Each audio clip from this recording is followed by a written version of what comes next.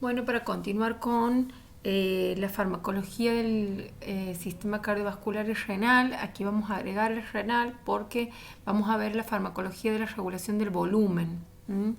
Esto apunta a reducir el exceso de volumen vascular, intravascular y extravascular que se convierte en extravascular. ¿M?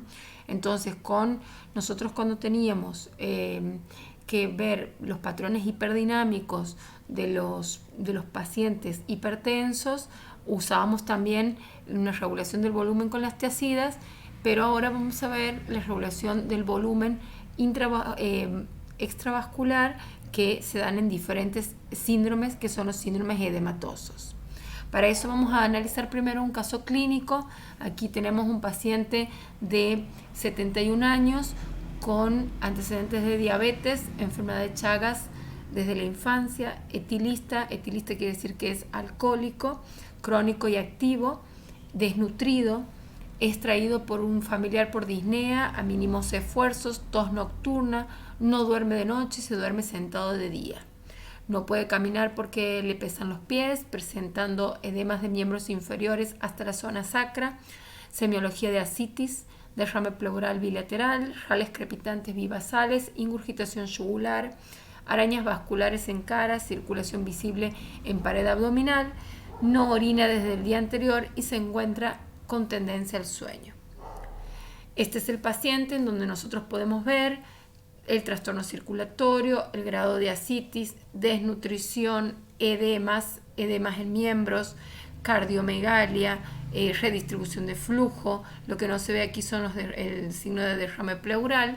Entonces, si volvemos al caso clínico, tenemos un paciente que, de acuerdo a su patología crónica como la diabetes, puede tener una insuficiencia renal con un síndrome nefrótico asociado a una nefropatía diabética de larga data, pero además tiene enfermedad de Chagas, por lo cual podemos pensar que el paciente tiene una miocardiopatía dilatada y eso da insuficiencia cardíaca, que si sumamos a la nefropatía diabética vamos a tener, por supuesto, un exceso de volumen extravascular.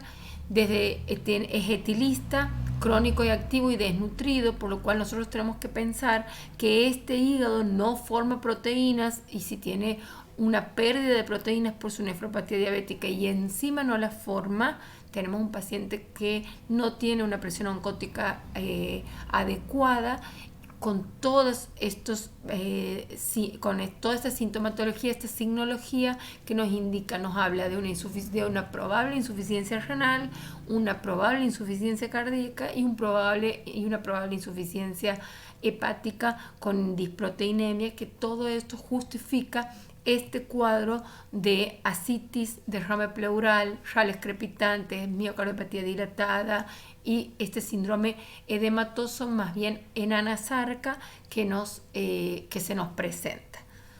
Créanme, chicos, que así son los pacientes en Santiago del Estero en su gran mayoría. Entonces, si nosotros vamos a volver al hexágono que teníamos para hipertensión, pero asociado a la parte de edemas. Si nosotros tenemos edemas o anasarca, tenemos que preguntarnos cuál es el mecanismo de acción del edema. ¿Es un trasudado? ¿Es un exudado? ¿Por qué tiene exceso de volumen? ¿Cuáles son las causas? Si la causa es renal, cardíaca, hepática, porque si nosotros pensamos en esto, vamos a saber qué tipo de fármacos nos van a ser útiles en el tratamiento de esos edemas. Tenemos que ver las contraindicaciones. Acuérdense que el paciente es un diabético, que es etilista. Hay que elegir qué medicación vamos a dar para no empeorar su situación de comorbilidades, que por supuesto tenemos que estar con las comorbilidades y saber que si ese paciente con las comorbilidades debe cambiar sus otros tratamientos, si nosotros vamos a agregar fármacos por las interacciones, el metabolismo, la absorción, etcétera, todas las interacciones farmacocinéticas y farmacodinámicas, y tenemos que ver cómo lo vamos a monitorizar, cómo lo vamos a seguir a ese tratamiento de los fármacos, porque es un tratamiento que hace perder sodio y agua y por lo cual vamos a tener que monitorizar si perdemos potasio, si perdemos sodio, cloro, calcio, etc. Los síndromes edematosos, nosotros podemos decir que el edema es la acumulación de líquido en el espacio intersticial, puede ser exudado o trasudado, en este caso podemos decir que era un trasudado que deriva de la retención de sodio y agua de manera patológica. Bajo condiciones fisiológicas, cualquier aumento de la filtración de líquido a través de la membrana capilar es contrarrestado por mecanismos homeostáticos. Nosotros, si tenemos un aumento de la permeabilidad, el cuerpo tiene mecanismos homeostáticos que luchan para que no tengamos esa filtración de líquidos.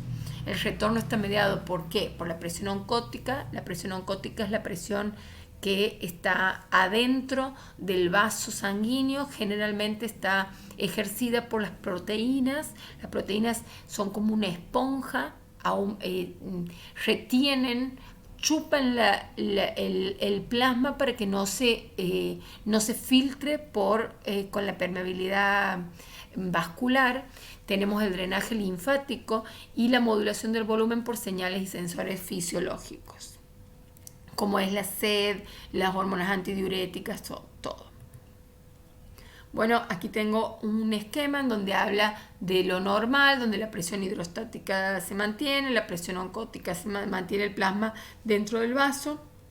Cuando está aumentada la presión hidrostática y disminuida la presión oncótica, como por ejemplo en este caso, en donde había la presión oncótica disminuida porque tiene bajas las proteínas y la presión hidrostática aumentada porque tiene una insuficiencia cardíaca, una insuficiencia renal que no maneja el agua, nosotros vamos a tener una filtración de trasudado y edemas consecuentes. Y también tenemos por otro lado los exudados, donde podemos encontrar vasodilatación con una permeabilidad aumentada. Esto se da en la inflamación, por ejemplo en la sepsis. De las situaciones clínicas más frecuentes de los estados edematosos tenemos la cirrosis, el síndrome nefrótico y la insuficiencia cardíaca, que es lo que vamos a ir conversando a medida que pasan las diapos. Bueno, eso es una imagen de la cirrosis, de un hígado cirrótico. ¿Por qué quiero que vean esto? Porque todo este empedrado que ustedes ven aquí es un empedrado patológico que lo que trae es la fibrosis del hígado y con la consecuente pérdida de su función.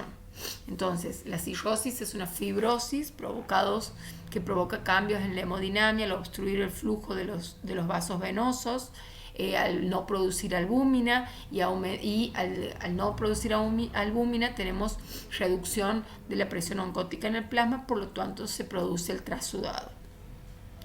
¿Cuáles son los agentes farmacológicos para tratar? Empezamos con diuréticos de tipo espironolactona. La espironolactona, recuerden, es un antagonista de los receptores de la aldosterona.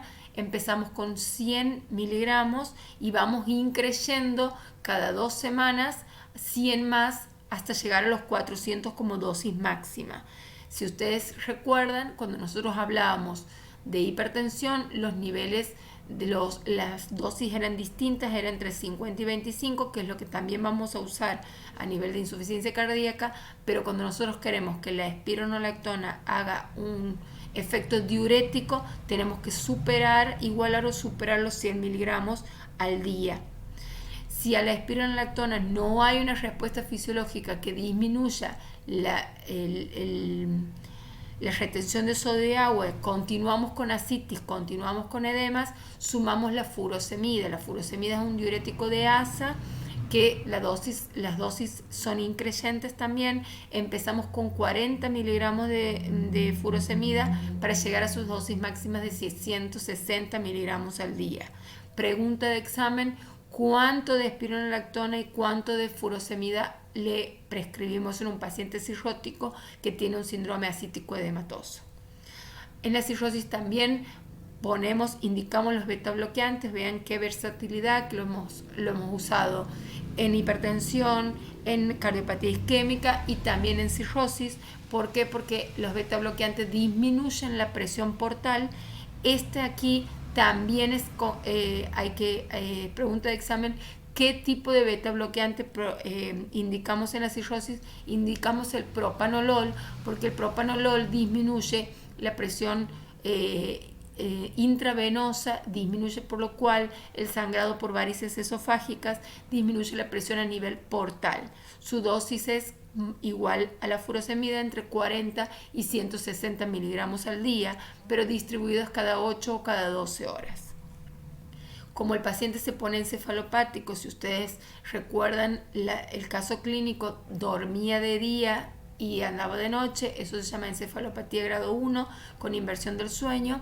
Nosotros tenemos que dar catárticos para que en la cirrosis no haya acumulación de nitratos a nivel gastrointestinal. Entonces damos lactulosa, que es un catártico que hemos visto en farmacología general, local, entre 10 y 60 mililitros por día, repartidos cada 4, cada 6, cada 8, cada 12 o una vez al día, depende de la respuesta del paciente.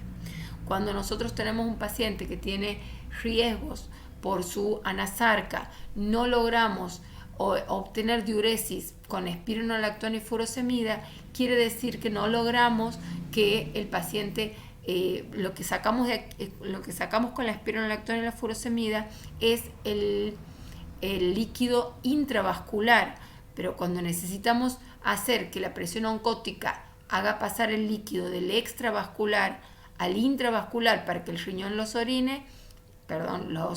excrete, ponemos albúmina. Hay un preparado de albúmina humana al 20% que le hacemos por goteo endovenoso, luego ponemos una furosemida endovenosa, según la necesidad pueden ser 1 o 2, y con eso logramos aumentar la presión oncótica disminuida en los cirróticos, hacer como una esponja, pasar del extravascular al intravascular al líquido, y de ahí con la furosemida hacer que el riñón los excrete.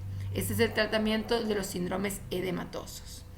Con respecto al síndrome nefrótico, el síndrome nefrótico es una pérdida de proteínas. Vamos a ver que la proteinuria está aumentada, y cuando nosotros vemos una bolsa que tiene excretora con una sonda vesical, o recolectamos orina, vamos a ver que hay si la sacudimos, vamos a ver una gran espuma que hace la orina por la albúmina que pierde. Yo los invito a que alguna vez prueben una orina de un cirrótico, no que la tomen, que la sacudan, y van a ver que esto se hace como la albúmina que nosotros hacemos con el huevo cuando hacemos merengue. Se hace la misma espuma porque es albúmina pura. Entonces se hace como un merengue cuando uno sacude, y es diagnóstico de diferencial, porque cuando hay coluria, o sea, hay sales biliares, también hace espuma, pero esa espuma es amarillenta. Así lo hacían en otrora los médicos semiólogos. El síndrome nefrótico se caracteriza por una pérdida de proteínas masiva, más de 3,5 gramos por día, que por una disfunción glomerular. Tiene diferentes causas, pero en definitiva hay una proteinuria masiva. Esto disminuye la presión oncótica y esto trae trasudado de líquido al intersticio. El tratamiento se hace con los diuréticos exactamente igual con los que hacíamos en la cirrosis, pero según la causa, el síndrome nefrótico también vamos a agregar glucocorticoides o inmunosupresores según el caso. En el caso del diabético, solo con diuréticos, porque la causa es nefropatía grado 3-4.